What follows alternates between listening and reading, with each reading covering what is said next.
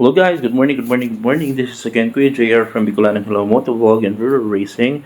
And for today's video, we're going to do a quick unboxing ng bago nating item for today, which is the KYT TT Course Davy Jones. So guys, ano nga bang special dito sa helmet na to? So itong helmet na to is like the newest addition dun sa TT Course design or model lineup ng KYT.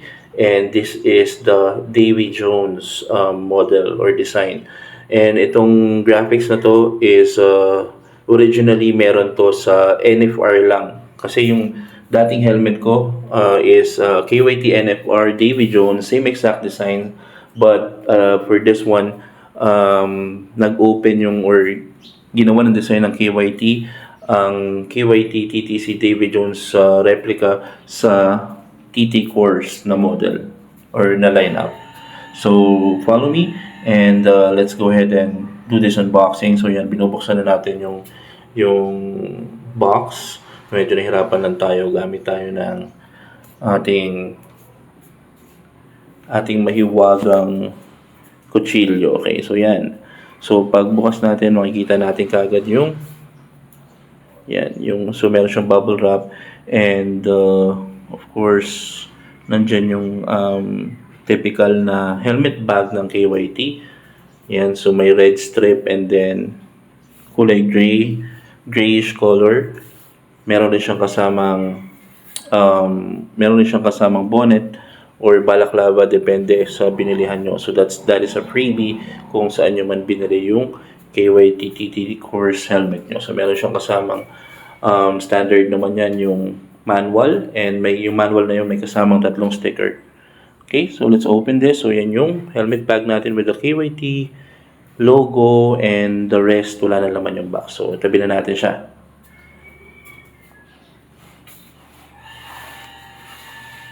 Alright, so here is the KYT helmet. Okay, pakita ko lang sa inyo paikot yung helmet bag. Okay, so open na natin siya.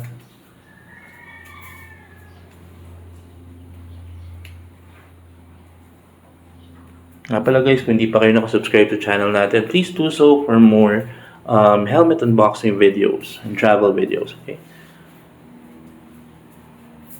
Ayan, so pagbukas natin, yan, nakabalot pa yan sa isa pang protective cover, and ito na ang ating KYT TT Course Davy Jones. Yan. Ayan, so yan yung left side niya. Yan, left side with the KYT logo. And yan, paikutin lang natin siya sandali para makita nyo yung paikot ng helmet na to. So again, we're doing this unboxing videos for you guys to know kung ano yung, or for you guys to see kung ano yung actual design nitong helmet na to. So para malaman nyo kung gusto nyo ba talaga siyang bilhin or hindi. At least makita nyo siya sa video before you purchase it online or sa store. Okay? So yan. KYT Davy Jones.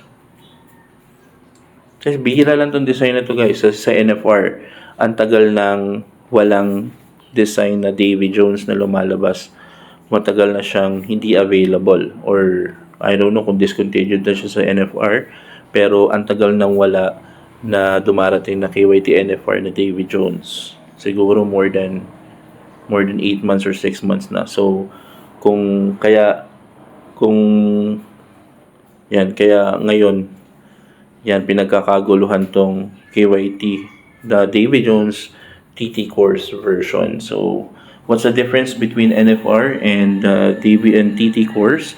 TT course is single visor, and yung NFR is yung dual version or dual visor version ng helmet lineup ng KYT. So, yan. Pinapakita natin yung air vent ngayon sa may noo. So, ganun yung pag-open and close niya. Standard naman yun sa TT course. And yan, meron rin siyang air vent na dalawa sa taas. Yan. So left and right. Taas baba lang na yan para mag-open and shut. Yan.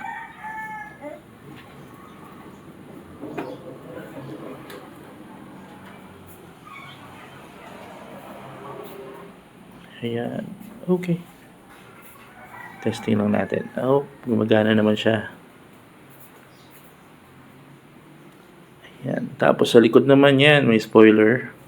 Sa built-in spoiler, pero meron kayong option para mag-extend ng spoiler. So you can buy it online.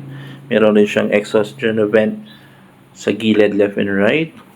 And yung spoiler niyan guys, you can buy it online. Shopee, Lazada, meron yan kung gusto nyo. Size is medium. And ang weight niya is at plus or minus 1,450 grams or like 1.4 kilos. Meron siyang BPS sticker. So it means that this helmet passed the standard of the Philippine quality standard for products. And ito naman yung yung loob ng helmet niya. Okay? Or yung inner foam niya. So meron siyang breath guard or chin guard. I'm not sure kung ano talagang tawag dyan. And yan. So intercom ready. And yung inner foam niya is removable and washable rin. Okay? So pag amoy pawis na siya, pwede nyo siyang tanggalin and pwede nyo siyang labahan. Okay? Yung kanyang locking mechanism is double D-ring for KYT for maximum protection.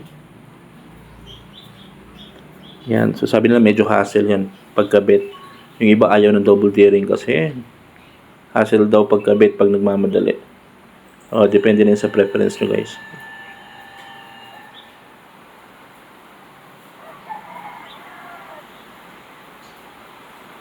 By the way guys, price nitong helmet na to, I'm seeing it online at 5,000 kasi ang SRP ng TT course, but depende pa rin yan, 'di ba, sa supply and demand. So sa Shopee nakikita ko to starting at 5,300 to 5,700 and 6,000 and so on. So malamang pag pasa-pasa na yan, and dahil limited lang yung supply niya, kung gusto niyo ng helmet na to, you might get it sa mas mataas na presyo. Okay?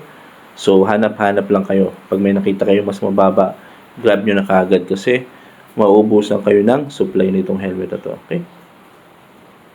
So yan lang yung ating quick walk around ng helmet na to, which is the KYT course David Jones. And if you have any question, please comment down below.